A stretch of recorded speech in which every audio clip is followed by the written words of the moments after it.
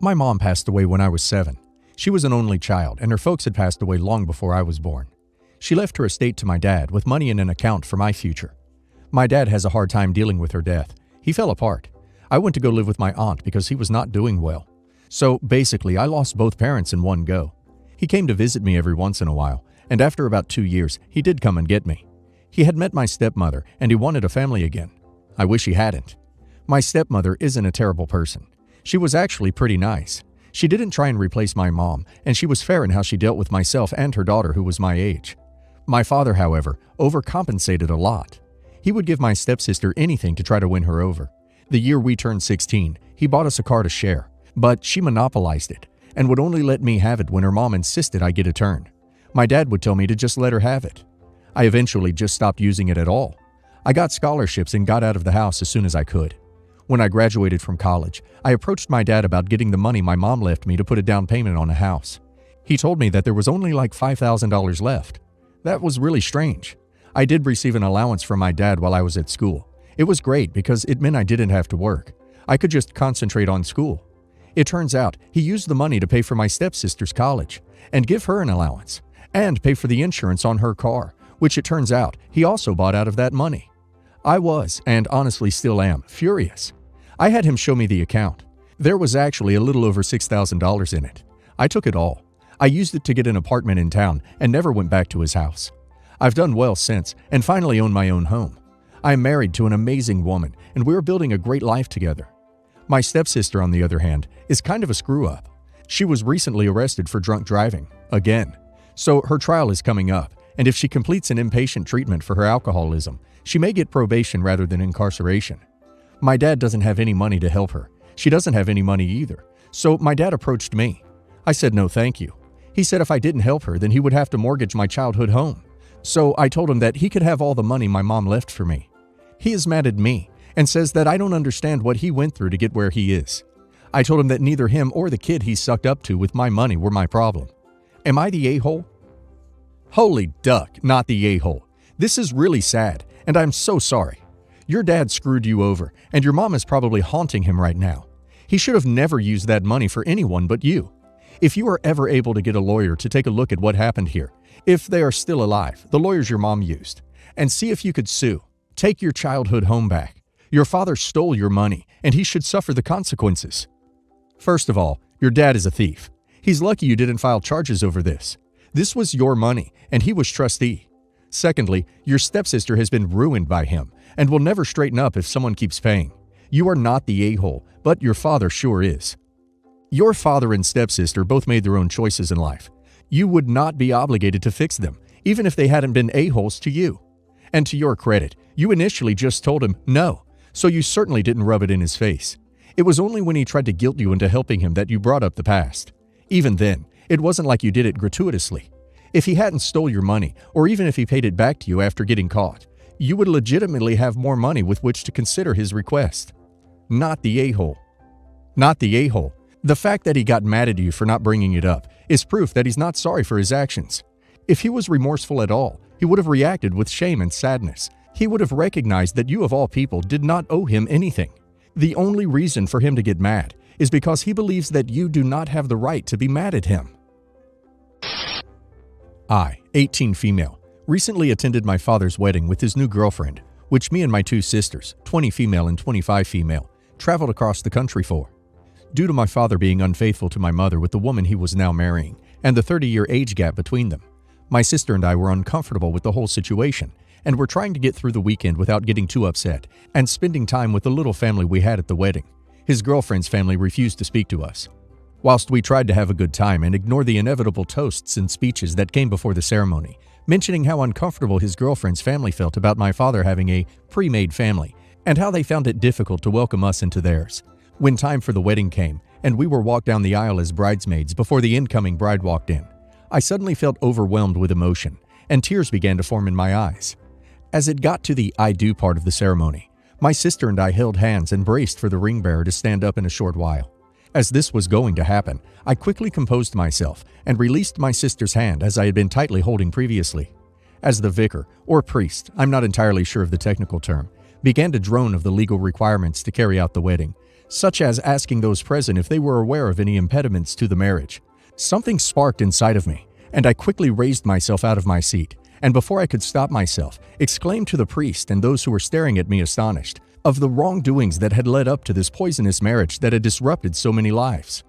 My father turned to me with such undeniable anger, and as hard as I try, I cannot stop picturing the pure disgust he possessed as he locked eyes with me, before swiftly pivoting to face his fiancée, who let out some kind of whimper and dashed out the room, followed by her maid of honor and 2 other seemingly loyal bridesmaids, and finally my father.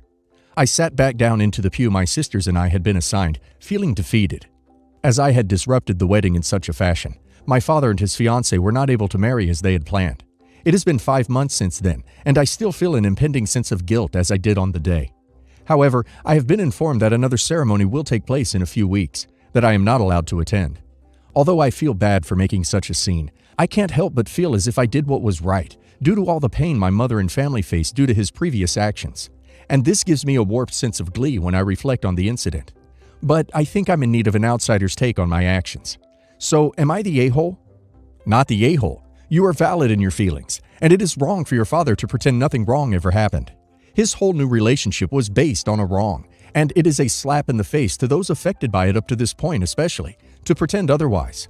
It's a little naive for his girlfriend and him to think that what happened was okay, and there wouldn't be any repercussions from it.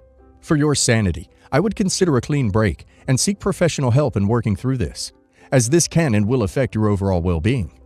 I don't get why you girls were there in the first place if he cheated on your mom.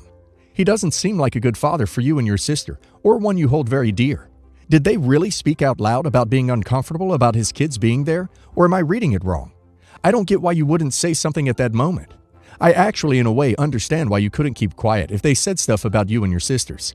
But when you write what he did, it sounds like your mother is way better off without him. So you guys, and the younger woman, kind of made her own bed.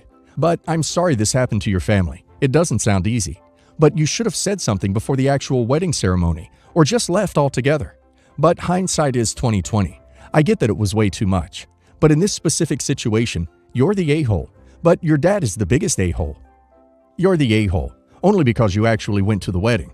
If you didn't agree, you should have just not went. However, you did speak now and not forever hold your peace. So it was the last moment it could be done. High-key wishing I could have witnessed this. I, 26 female, have been married for 7 years. My husband and I were young when we got together, and as a result, I became like another kid to his parents. But that's a story for just now. Anyways, I never thought of his sister, 27 female, as anything less than my own.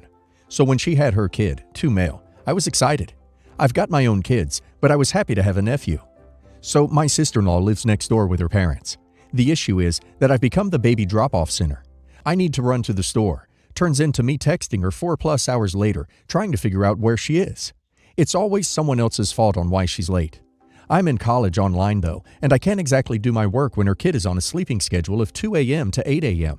My kids attend school and need their sleep. They have a decent bedtime. I'll also add I have a hard time telling people no, currently in therapy for that among other issues.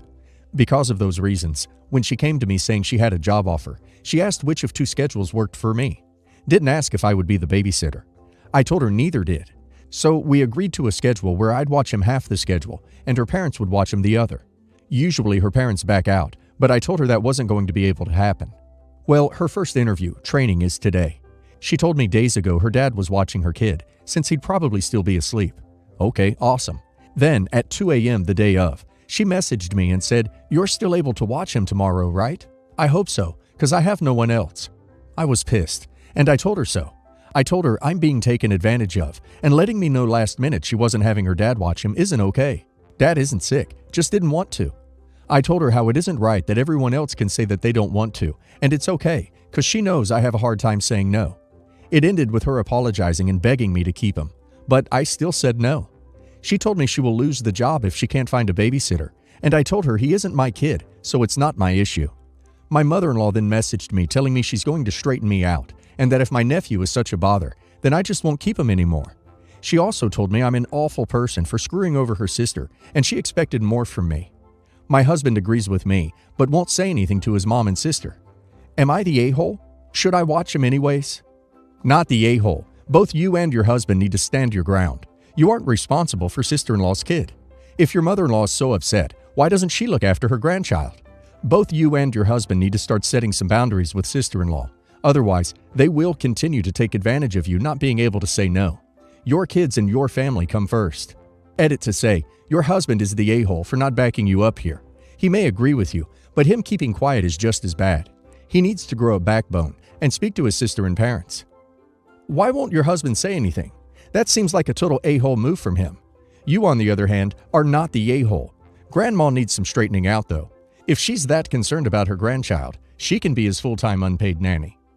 Oh my, the entitlement for me is mind-boggling, not the a-hole.